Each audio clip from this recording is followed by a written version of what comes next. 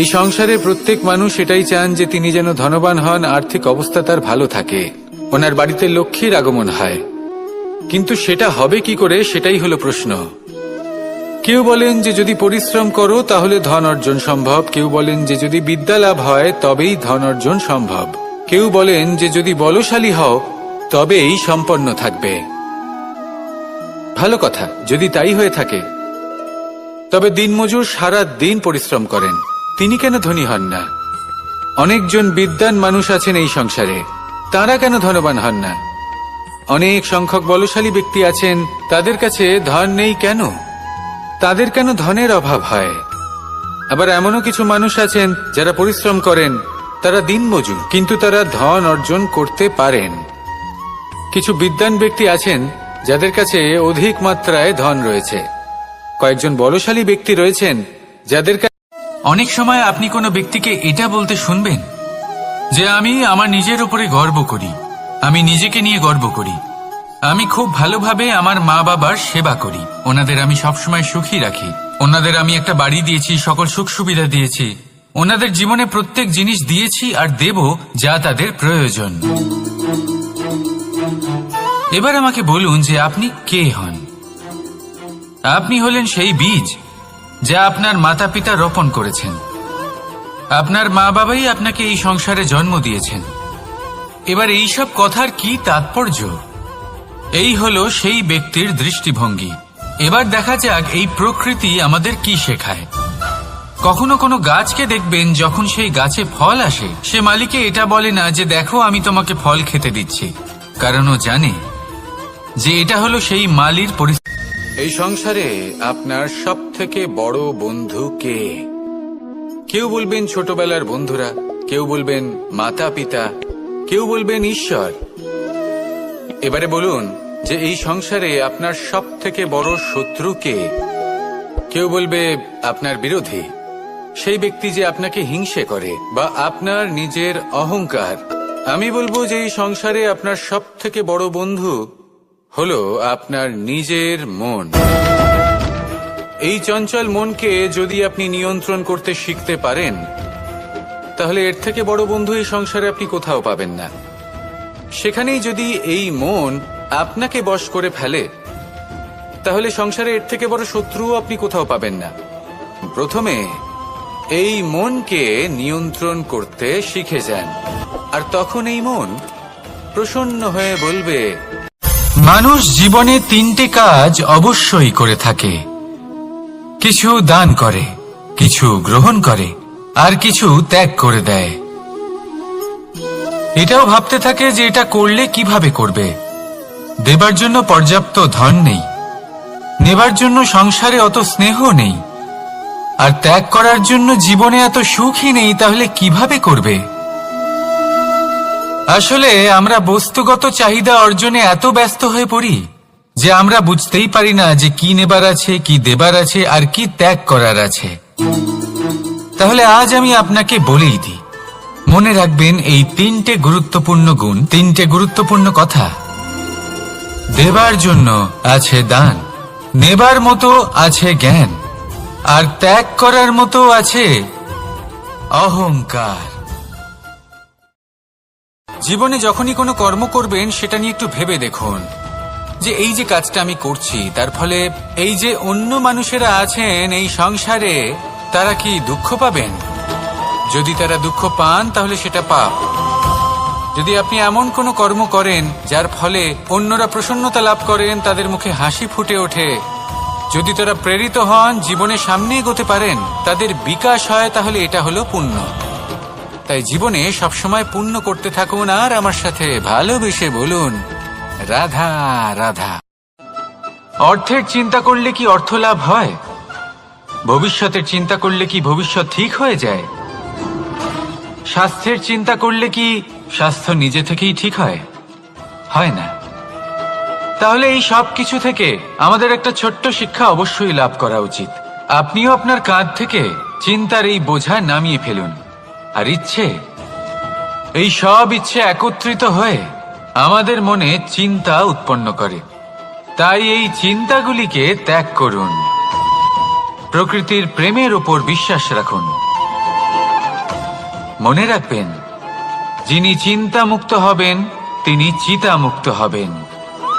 সুখের নিদ্রা প্রাপ্ত করুন, আর নিদ্রায় যাবার আগে আমার সাথে ভালোবেসে বলুন, রাধা রাধা। মাতা পিতার মনে সবসময় এই বাসনা বাস করে যে ওনাদের সন্তানের যেন মঙ্গল হয়। নিজের সন্তানকে সেই সবকিছু দেবার সবসময় চেষ্টা করতে থাকেন যেগুলো তারা নিজেরা নিজেদের জীবনে কখনো পেতে পারেননি, এবং এই প্রক্রিয়ায় সব থেকে গুরুত্বপূর্ণ বিষয়টি ভুলে যান, নিজের সন্তানকে সেই জিনিস দেওয়া যেটা উনি সব থেকে আগে পেয়েছেন। আমি ধনের কথা বলছি না, আমি বলতে চাইছি নিজের অভিজ্ঞতা দ্বারা ওনারা যে মানসিক স্থিতি লাভ করেছেন, ওনারা যে মর্যাদা লাভ করেছেন, যে শিক্ষা ওনারা লাভ করেছেন, সবার আগে নিজের সন্তানকে সেটা দেওয়া প্রয়োজন। সেটা যদি নিজের সন্তানকে দিতে পারেন, তাহলে এই সন্তান জীবনে তার পথে এগোতেও পারবে, ধন অর্জনও করতে পারবে এবং শক্তিশালী অনুভবও করতে পারবে। সেই জন্য সন্তানকে সবার আগে সেটা দান করুন যেটা সব থেকে বেশি মূল্যবান। সেটা দিন যেটা আপনি সবার আগে লাভ করেছেন। আসুন আমার সাথে ভালোবেসে বলুন, রাধা রাধা। পথ হারিয়ে ফেললেই বুঝতে পারবেন যে নতুন পথ কিভাবে বানাতে হয়। কিছু মানুষকে জীবন থেকে হারালে তবেই আপনি বুঝবেন যে আপনার আপনজনকে। এই ভয়ের কারণে ভীত হয়ে থাকবেন না।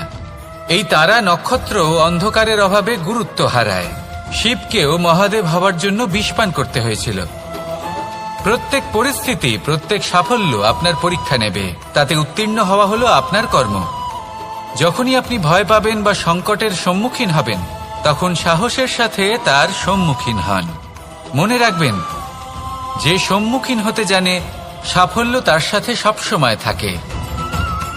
আসুন আর আমার সাথে ভালোবেসে বলুন, রাধা রাধা। একটা গাই আর একটা বাছুরের মধ্যে কেমন সম্পর্ক থাকে? একটা গাই নিজের বাছুরকে ডাকে, আর সেই বাছুর হাজার হাজার গাইয়ের মধ্যে থেকেও নিজের মাকে চিনতে পেরে যায় আর নিজের মায়ের সাথে এসে জড়িয়ে পড়ে। আর কিছুটা ঠিক এরকমই সম্পর্ক হলো আপনার কর্ম এবং আপনার কর্মফলের মধ্যে। আপনি যেমন কর্ম করবেন, আপনার কর্ম আপনার কর্মফলকে ডাক দেবে, আর আপনার কর্মফল কোথাও না কোথাও থেকে আপনাকে খুঁজতে খুঁজতে এসে আপনার সাথে জড়িয়ে পড়বে। তাই উচিত এটাই হবে যে আপনি সৎকর্ম করুন, কারণ ঈশ্বর যদি আপনাকে আপনার ভুলের জন্য ক্ষমা করেও দেন, আপনার কর্ম কিন্তু করবে না। তাই যদি আপনি দুষ্কর্ম করতে চলেছেন, তাহলে আপনি প্রস্তুত থাকুন, আর যদি আপনি শুভ কর্ম করতে চলেছেন, তাহলেও আপনি প্রস্তুত থাকুন। জন্ম কোথায় হয়েছে, কিভাবে হয়েছে, এতেও কিছু যায় আসে না যে আপনার মৃত্যু কোথায় হবে, কিভাবে হবে। যায় আসে তখন গুরুত্বপূর্ণ হলো এটাই যে জীবন আপনি যাপন করেছেন তার উদ্দেশ্য কি ছিল, কি ভাবনা নিয়ে আপনি বেঁচেছেন। এখন যদি আপনি এমন কিছু করেন যার দ্বারা এই সংসার আপনার থেকে জীবন যাপনের প্রেরণা পেতে পারে, মৃত্যুর পরেও আপনার কর্ম দেখে তা স্মরণ করে জীবনে বাঁচতে শেখেন, তাহলে তার তাৎপর্য হলো আপনি নিজের কর্মের দ্বারা, নির্বাচনের দ্বারা অমর হয়ে গেছেন। দেখুন, জীবনে দুশ্চিন্তা করা হলো বৃথা, মৃত্যুর ভয়ও হলো বৃথা, কারণ আত্মা কখনো মরে না, তাকে কেউ শেষ করতে পারে না, না কাল, না মৃত্যু, আর না সময়। যদি এমন কিছু থাকে যা আপনার আত্মাকে শেষ করে দিতে পারে, তাহলে তা আপনারই নিজের দুষ্কর্ম। তাই এই যে জীবনকাল আপনার কাছে রয়েছে, তাতে শুধু শুভ কর্ম করুন, দুশ্চিন্তা করা ত্যাগ করুন। এমন কর্ম করুন যা দেখে সংসার উচিত পথে চলে আসে। যদি কারোর ব্যবহার আপনার প্রতি অনুচিত হয়, বা যদি কেউ অনুপস্থিত থেকে থাকে, বা কেউ যদি আপনাকে বুঝতে না পারেন, তাহলে তার অর্থ এটা নয় যে আপনি সেই সম্পর্ক ভেঙে ফেলবেন। বুঝুন, আপনার জীবনে তার গুরুত্ব কোথায়, আর তার জীবনে আপনার। সম্পর্ক গড়ে তুলুন, তাকে পালন করতে শিখুন, একসাথে মিলে চলুন। এই মন সুপ্রসন্ন হয়ে বলবে, রাধা রাধা। কোনো বাড়িতে, কোনো পরিবারে যখন কারোর জন্ম হয়, তখন তা কত সুখের মুহূর্ত হয়। সেই ছোট্ট সন্তান যখন কিছুটা বড় হয়, সে হাঁটার চেষ্টা করে, আর সেই প্রক্রিয়াতেও খুব বড় একটা শিক্ষা লুকিয়ে রয়েছে, ঠেলে দেওয়া। যখন আপনি হাঁটতে চান, সামনে এগোতে চান, তখন আপনি কি করেন? নিজের পায়ের তলার যে মাটি, তাকে আপনি পেছনে ঠেলে দেন। ব্যাস, এই একই জিনিস তো জীবনেও শিখতে হবে। এবার যদি আপনি জ্ঞানের পথে অগ্রসর হতে চান তাহলে অজ্ঞানতাকে পেছনে সরিয়ে দিতে হবে।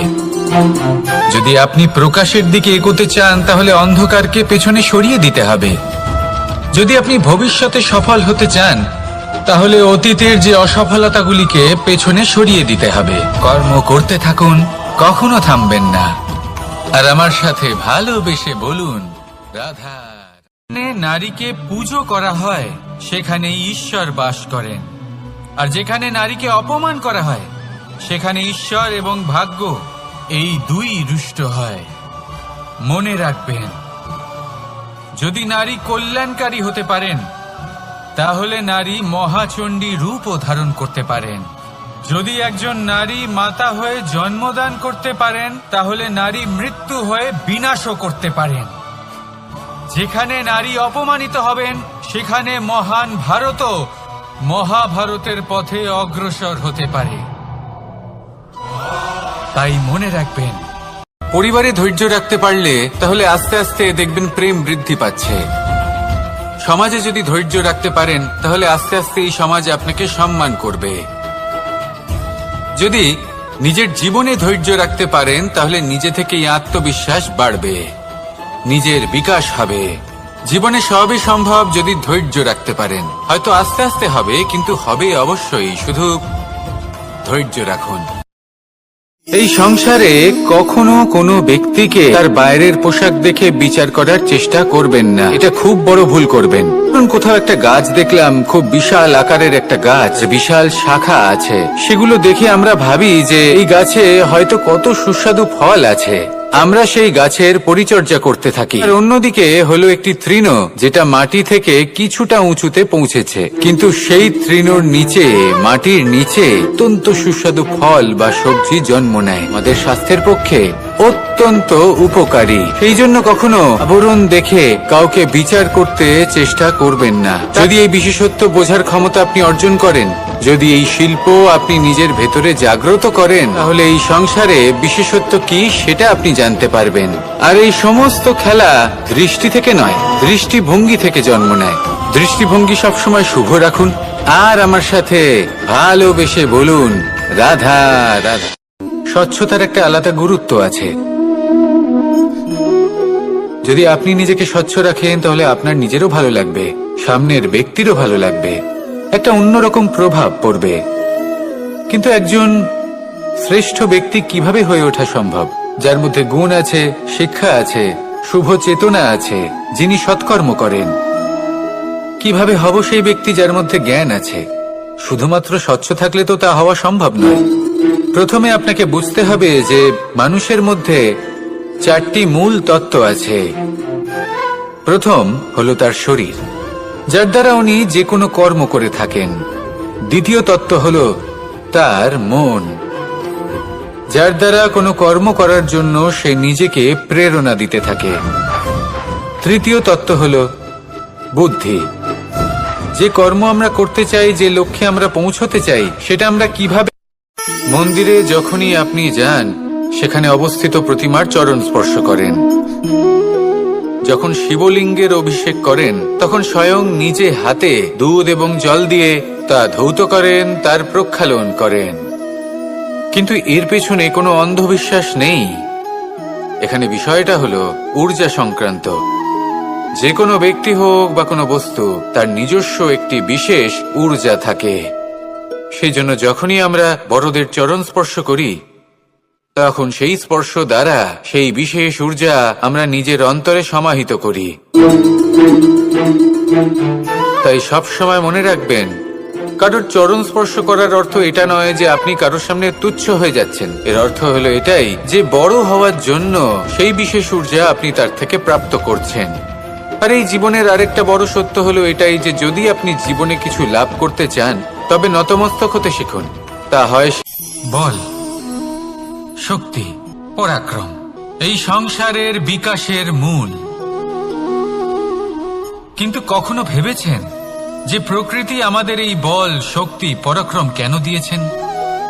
যাতে আমরা জীবনে কারোর উদ্ধার করতে পারি, কাউকে সাহায্য করতে পারি, কারোর জন্য ভালো কিছু করতে পারি।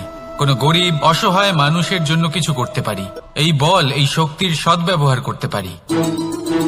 কখনো দেখেছেন এমন মানুষ যার কাছে অসীম শক্তি আছে কিন্তু তার সাথেই অসম্ভব অহংকারও রয়েছে, যিনি নিজেকে সর্বশ্রেষ্ঠ বলে মনে করেন, খারাপ কাজও করেন।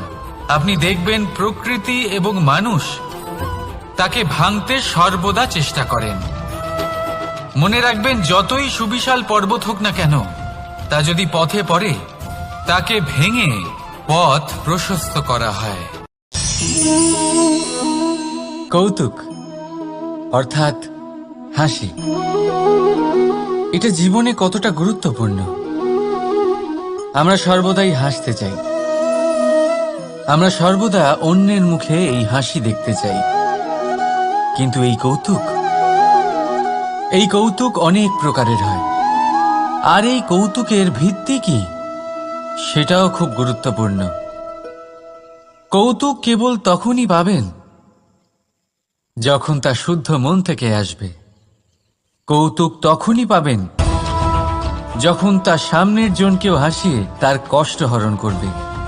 এবারে যদি কৌতুক হিংসার থেকে বেরোয়, তখন তা কটাক্ষ হয়ে যায়, সামনের মানুষের মনে আঘাত করে। তারপরে সে তৈরি থাকে যে কখন আপনার ওপরে আবার প্রহার করতে পারবে। তাই যদি হাস্য কাউকে ছোট করার জন্য হয়, তা হাস্য নয়, উপহাস হয়ে যায়। আর তা সামনের জনকে আনন্দ নয়, শুধু অপমান দেবে। আর অপমানিত ব্যক্তির মন তিক্ত হয়ে থাকে। তাই মনে রাখবেন যে এই কৌতুক যেন কৌতুকই থাকে, তা উপহাস বা কটাক্ষ না হয়ে যায়। রাধা রাধা।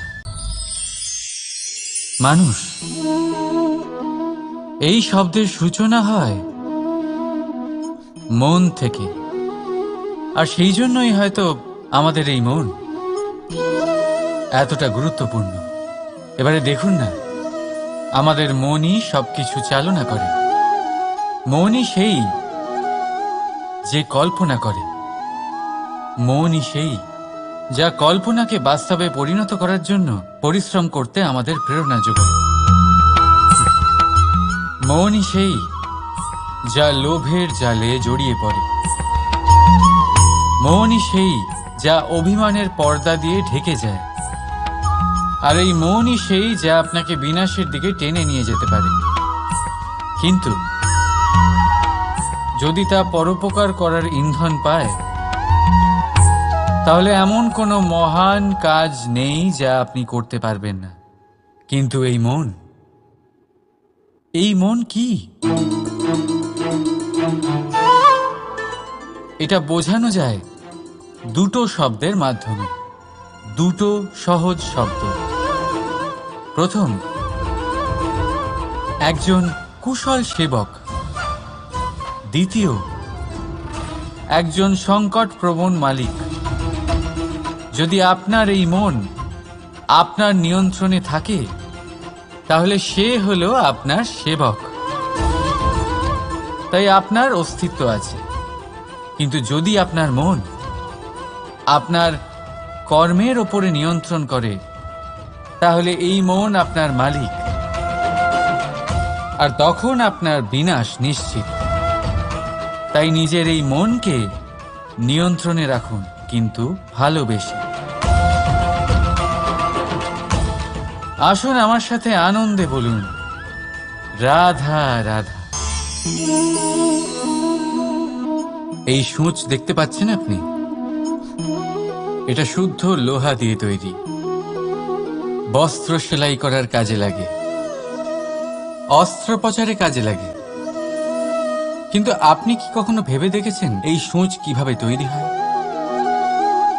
লোহার এক বড় অংশকে পিটিয়ে পিটিয়ে টেনে টেনে তাকে পাতলা বানানো হয়।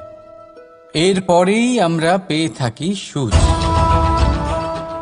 ভাবুন, যদি লোহার টুকরোতে অনর্গল প্রহার করার ফলে একটা লোহার টুকরো সূঁচে পরিণত হয়, তাহলে আমাদের জীবনে অনর্গল চেষ্টা করার ফলে জীবনের সমস্ত অংশকে আমরা কত প্রভাবশালী কাজে পরিণত করতে পারি। শুধু প্রয়োজন দৃঢ় নিশ্চয়তা।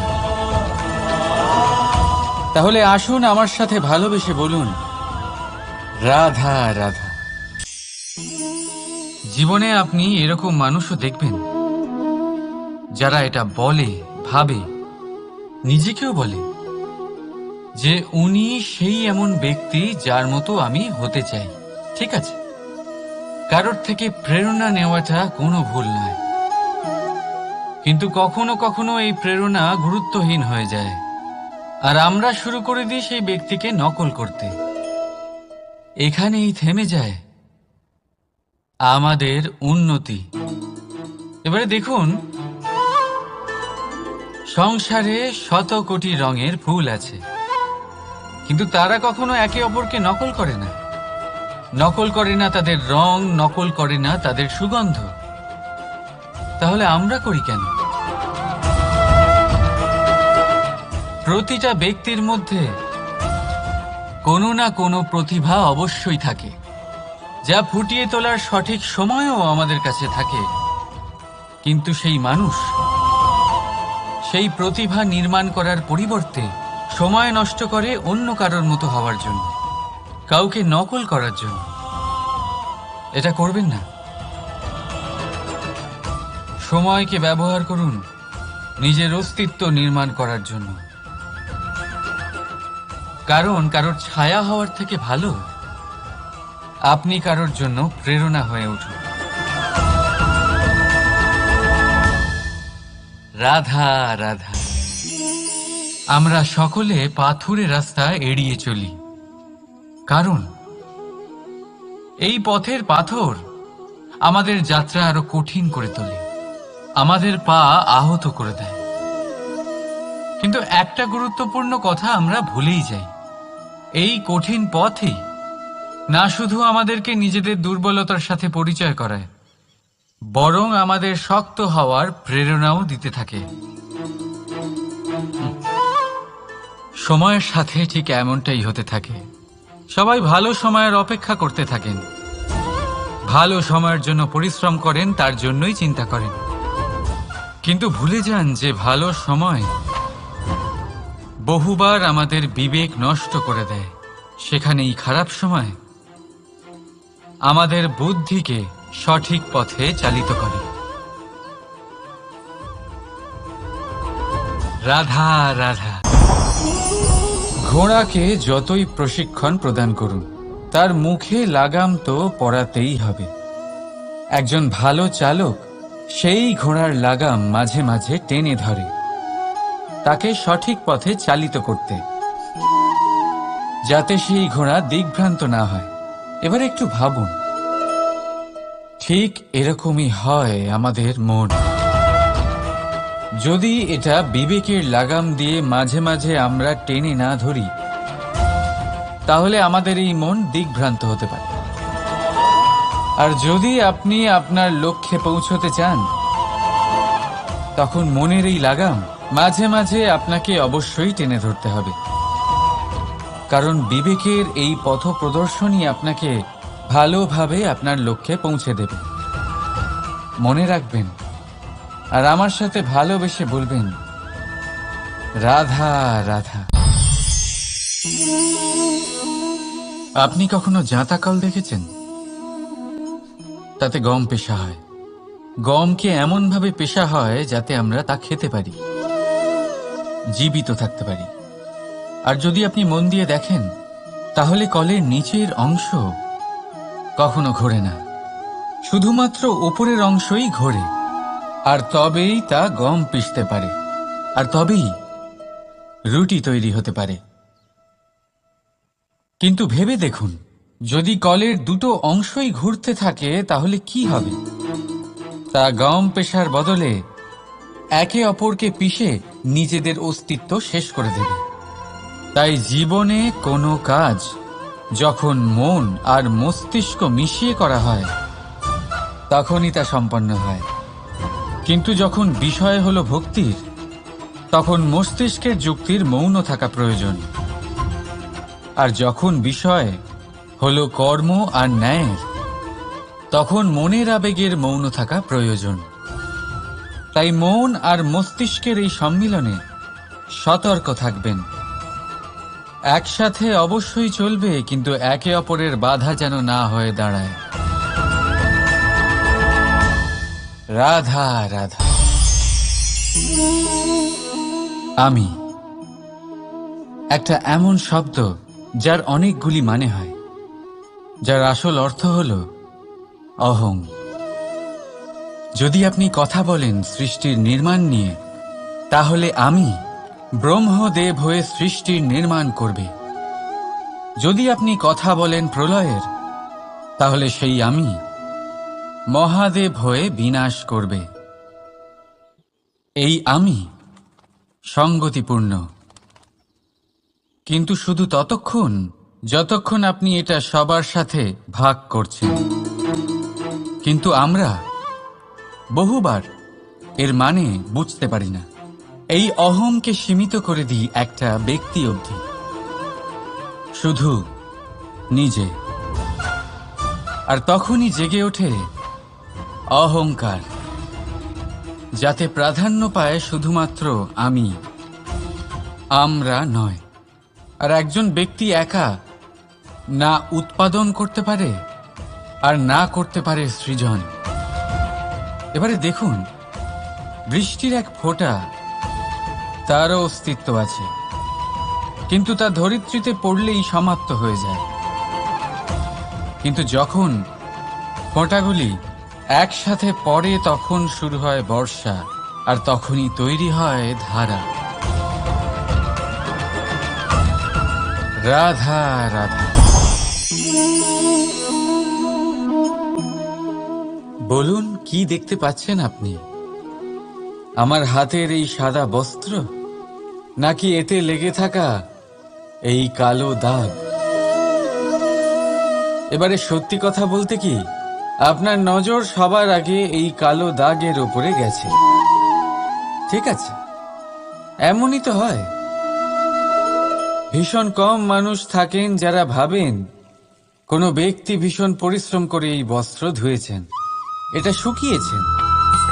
বেশিরভাগ মানুষের নজর যায় এই দাগের উপরে, ভাবেন যে এটা কি করে লাগলো। কিছুটা এরকমই হয় আমাদের ব্যক্তিত্বের সাথে। আমাদের শুভ কর্মের ওপরে আমাদের একটা খারাপ কর্ম ভারী মনে হয়। এবারে ভাবুন, যদি আমি চন্দ্রের কথা বলি, তাহলে তার শীতল আলো দেখার পূর্বে তার কলঙ্ক লক্ষ্য করেন, সেই চাঁদে লেগে থাকা কালো দাগ দেখে নেন। সেই জন্যই বিশেষ করে যারা শুধুমাত্র শুভ চিন্তা করেন আর উপকারী কর্ম যারা করেন, তাদের আমি বলবো সাবধানে থাকবেন। কারণ আপনার একটা খারাপ কর্ম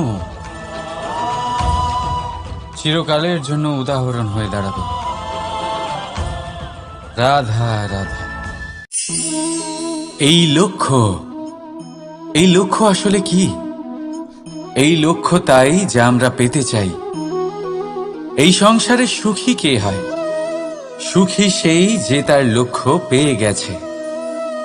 দুঃখী কে হয়? দুঃখী সেই যে তার লক্ষ্য এখনো পায়নি।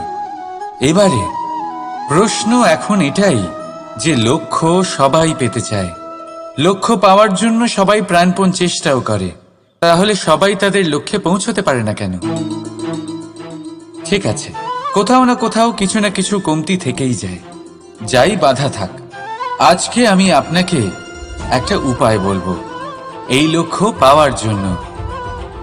একটা কাগজ নিন, তাতে একটা চিহ্ন বানান, সেটাই হবে আপনার লক্ষ্য। এবারে সেই লক্ষ্যে পৌঁছানোর একটা পথ বানান। এবারে এই যাত্রাকে ভিন্ন ভিন্ন ভাগে বিভাজন করে দিন। এবারে এটা হলো আপনার পরিকল্পনা। এবার এই পরিকল্পনা ক্রমানুসারে আপনি পালন করতে থাকুন, এটাই হবে আপনার চেষ্টা। এবার এইভাবে যদি আপনি চেষ্টা করতে থাকেন, যাই আপনার কল্পনা হোক না কেন, তা বাস্তব অবশ্যই হবে। তাহলে এই কল্পনাকে বাস্তবে রূপান্তরিত করুন। এইভাবেই নিজের পরিকল্পনা পালন করতে থাকুন। আপনার যাই কল্পনা থাকুক বা যাই লক্ষ্য থাকুক, তা বাস্তবে পরিণত হয়ে আপনার হাতে অবশ্যই আসবে। রাধা রাধা। মোহ। শাস্ত্রে লেখা আছে যে মোহ শুধু সেই ব্যক্তিকেই নয়, বরং সেই আরেক ব্যক্তিকেও বিনাশ করে দেয় যার ওপরে সেই মোহ আছে। এবারে লোকে কি করেন, এই শাস্ত্রে লেখা কথাগুলি শুধু শাব্দিক অর্থে নেন। এই মোহ, দেখুন, এটা শুভও হতে পারে, শুধু এর রূপ ভিন্ন ভিন্ন হয়। এটা ভালো করে বুঝতে হবে। এবারে মোহ যদি কোনো বস্তুর উপরে থাকে, তাহলে তা লালসা হয়ে যায়। মোহ কোনো বিশেষ ব্যক্তির উপরে হয়ে গেলে তা প্রেম নয়, আকর্ষণ হয়ে যায়। মোহ কোনো চাহিদার উপরে হয়ে গেলে তা বাসনা হয়ে যায়। মোহ বিজয়ের উপরে হয়ে গেলে তা কুণ্ঠা হয়ে যায়। মোহ নিজের সংস্কৃতির উপরে হলে আপনাকে সংস্কৃতির রক্ষক বানায়। যদি এই মোহ নিজের গুণের উপরে হয়, তাহলে সেই শিল্প দ্বারা আপনি এই সংসারে অদ্ভুত সব কাজ করতে পারবেন। এবারে এটা আপনার উপরে নির্ভরশীল যে এই মোহকে আপনি সৃজনের আধার বানাতে চাইবেন নাকি বিনাশের অস্ত্র বানাতে চাইবেন। ভেবে দেখুন, সিদ্ধান্ত আপনার। রাধা রাধা। বাবার এক মিত্র ছিলেন, বড়ই দুঃখী ছিলেন, বিপদে পড়েছিলেন। কি করবেন? ব্যবসা ভালোভাবে চলছিল না, বাড়িতে শান্তি ছিল না, সমস্ত জায়গায় ক্ষতি হচ্ছিল। তাই উনি একজন জ্যোতিষীকে দেখালেন। জ্যোতিষী বললেন, আপনার যে বাড়ি আছে সেটা আপনার জন্য অশুভ, আপনার এই বাড়ি পাল্টে ফেলুন। উনি বাড়ি পাল্টে ফেললেন, তবুও ওনার সমস্যার সমাধান হলো না। তারপর একজন জ্ঞানী ব্যক্তি ওনাকে বললেন যে আপনার জামা কাপড়ের যে রং, সেটা বিপদকে আমন্ত্রণ জানাচ্ছে, এই জামা কাপড়গুলিকে পাল্টে ফেলুন। উনি সেগুলো পাল্টে ফেললেন, তাও সমস্যার সমাধান হলো না। আবার একজন জ্ঞানী ব্যক্তি বললেন যে আপনার আশেপাশে যে মানুষজন রয়েছে, তারা এটা চায় না যে আপনি সফল হন, তারা আপনার ক্ষতি চায়, তাদের সাথে সমস্ত সম্পর্ক ভেঙে ফেলুন। তো উনি সম্পর্ক ভেঙে ফেললেন, কিন্তু তাতেও ওনার জীবনে কোনো পরিবর্তন এলো না। তার মানে তিনি বাড়ি পাল্টালেন, জামা কাপড় পাল্টালেন, সম্পর্ক পাল্টালেন, যেটা পাল্টালেন না তা হলো স্বভাব। এই যে স্বভাব, এটা অত্যন্ত গুরুত্বপূর্ণ। এই স্বভাবই আপনার ব্যক্তিত্ব তৈরি করে। তাই নিজের স্বভাব শুধরে ফেলুন, তাতে ভালো পরিবর্তন আনুন, সব কিছু ভালোই হবে। রাধা রাধা। ক্রোধ। লোকে বলে যে এই ক্রোধ পাপেরই মূল, কিন্তু সত্যি কি এই ক্রোধ পাপের মূল? একটু ভেবে দেখুন, এই ক্রোধ বাস্তবে আসলে কি? এই ক্রোধ একটা অনুভূতি যা আপনার মধ্যে হঠাৎই অসীমিত তেজ সঞ্চালন করে। এবারে আমি আপনাকে কিছু উদাহরণ দিচ্ছি যাতে আপনি বুঝতে পারেন যে ক্রোধ আপনার জন্য ভালো কি না। যদি কারোর সাথে অন্যায় হয় আর এটা দেখে আপনার ক্রোধ হয়, আর এই ক্রোধ আপনাকে তার সাহায্য করতে প্রেরণা যোগায়, তাহলে এই ক্রোধ অবশ্যই ভালো। যদি কোথাও আপনি দেখেন যে কোনো নারীর উপরে অত্যাচার হচ্ছে আর সেটা দেখে আপনার ক্রোধ হয়, আর এই ক্রোধ আপনাকে তার সাহায্য করতে সাহস যোগায়, তাহলে এই ক্রোধ অবশ্যই ভালো। যদি এই সংসারে কোথাও আপনি কোনো অনৈতিক কাজ বা ছলনা দেখেন আর আপনার তাতে ক্রোধ না হয়, কিছুই অনুভব করেন না, তাহলে এটা কাপুরুষতা। তার মানে এটাই যে আপনি আপনার মনুষ্যত্ব হারিয়ে ফেলেছেন। তাই এটা বোঝার চেষ্টা করুন, আপনার ক্রোধের তেজের ব্যবহারের ওপরে নির্ভরশীল হলো এই ক্রোধ আপনার জন্য পাপের সমান, নাকি এই ক্রোধ আপনার জন্য পুণ্যের স্থাপক। রাধা রাধা। অভিমান, আত্মসম্মান, অহংকার, দেখতে গেলে এই তিনটি শব্দ ভিন্ন ভিন্ন, কিন্তু এর মূল আধার একই, আত্মসম্মান। এবার যদি কথা বলি আপনার শরীরের, আপনার সংস্কৃতির, আপনার সম্পর্কের, তাহলে অভিমান থাকা স্বাভাবিক। এবার যদি কথা বলি আপনার ব্যক্তিত্ব নিয়ে, আপনার আদর্শ নিয়ে, আপনার বিচারধারা নিয়ে, তাহলে আত্মসম্মান হলো একটা গুণ। যদি এইভাবে বলা হয় যে আমি এই কার্য কারোর সাহায্য ছাড়া, সহযোগিতা ছাড়াও করতে পারি, তাহলে এটা আত্মসম্মান, আর এটা সঠিক। যদি এভাবে বলা হয় যে আমি এই কার্য কারোর সাহায্য ছাড়াই বা কারোর সহযোগিতা ছাড়াই করে ফেলেছি, তাহলে এটা অভিমান, এটাও সঠিক। কিন্তু এই কার্য শুধুমাত্র আমিই করতে পারি আর কেউ নয়, এটা অহংকার। তাহলে এই শব্দ এবং তার অর্থ বোঝার চেষ্টা করুন। জীবন ধারণের এক নতুন পথ খুঁজে পাবেন। রাধা রাধা। সংসারে প্রত্যেক ব্যক্তি কোনো না কোনো রূপে ঈশ্বরকে মানে।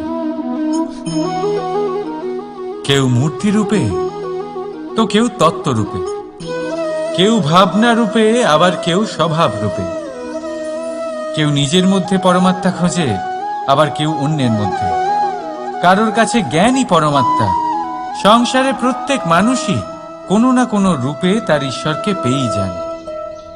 কিন্তু একটা কথা বলবো, ঈশ্বর প্রথমেই নিজের একটা স্বরূপ পৃথিবীতে আপনার কাছে পাঠিয়ে দিয়েছেন। সেই স্বরূপ হলো আপনার মাতা, আপনার মা। সেই মা যিনি আপনাকে জন্ম দিয়েছেন, আপনাকে বাঁচতে শিখিয়েছেন, আপনাকে সংস্কার দিয়েছেন। যদি আপনি কখনো কোনো অনুচিত পথে অগ্রসর হয়েছেন, তখন তিরস্কার করে আপনাকে সঠিক পথে এনেছেন। যদি আপনি এই সংসারে অসফল হয়েছেন, তখন তার আঁচলের উষ্ণতা দিয়ে আপনাকে আশ্বাস জুগিয়েছেন। সেই সমস্ত কাজ করেন এই মা, যা ঈশ্বরও করেন। সেই জন্য মনে রাখবেন যে এই সংসারে আপনার সবচেয়ে প্রথম ঈশ্বর যদি কেউ থাকে, তাহলে তা আপনার মা। প্রত্যেক প্রতিমাতে ঈশ্বর নাই থাকতে পারে, কিন্তু প্রত্যেক মায়ের মধ্যে ঈশ্বর অবশ্যই থাকে। রাধা রাধা। যদি সন্তান কোনো দুষ্কর্ম করে, তাহলে সেই অপরাধ শুধু কি সেই সন্তানের? না। যদি সন্তান দুষ্কর্ম করে, তাহলে অপরাধী তার মাতা পিতাও, যারা পুত্র মোহর কারণে সেই অনুচিত কাজে তাকে বাধা দেননি। অপরাধী হলেন তার পিতামহ, যিনি নিজের কর্তব্যবোধের কারণে নিজের পরিবারের যত্ন নেননি, যিনি সন্তানকে কখনো শাস্তি দেননি।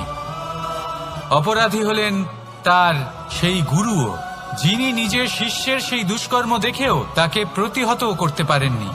একজন হবু রাজার কর্তব্য হলো নিজের প্রজার কাছে সে যেন এক উদাহরণ প্রস্তুত করতে পারে।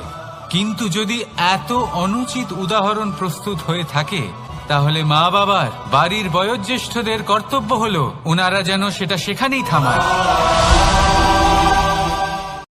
যখন সুখ আসে, তখন সে আপনার পরীক্ষা নেয় যে আপনার মধ্যে অহংবোধ জাগ্রত হয়নি তো। যদি অহংবোধ চলে আসে, তাহলে সুখ সেখানেই সঙ্গ ত্যাগ করে।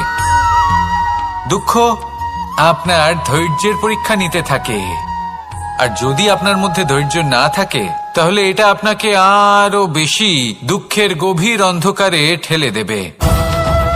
সেখানে শক্তি পরীক্ষা নেয় আপনার বিনম্রতার। যদি আপনি বিনম্র না হন, তাহলে হয় এই শক্তি আপনার সঙ্গ ত্যাগ করবে, নয় এই শক্তি বিনম্রতার অভাবে আপনার পতনের কারণ হতে পারে। এই সংসারের একটা নিয়ম আছে, বা বলতে পারেন লোকে তাই বলে, যে শক্তিশালী হয় সে শক্তিহীনকে নত করে দেয়। এমনটাই হয়, তাই না? আবশ্যক নয়। কখনো কখনো এমনও হয়, একজন অসমর্থ ব্যক্তি সমর্থ ব্যক্তিকে নত করে দেন। এটা সম্ভব, এও হতে পারে। আর এটা তখন হতে পারে যখন তার মধ্যে ভালোবাসার শক্তি থাকে। ভালোবাসার শক্তি এই সংসারে সবথেকে বড় শক্তি হয়। এই ভালোবাসার শক্তি দ্বারাই নির্ধন সুদামা আমাকে দিয়ে নিজের পা ধুইয়ে নিল, কিছু না বলেই, কিছু না চেয়েই। এই কর্মের আধার ছিল শুধুমাত্র ভালোবাসা। খুব শক্তিশালী হয় এই ভালোবাসা। ভালোবাসার শক্তি দ্বারাই আপনি হিমালয় পর্বতকে নত করতে পারেন, তাহলে কি অসম্ভব হতে পারে? এই ভালোবাসার শক্তির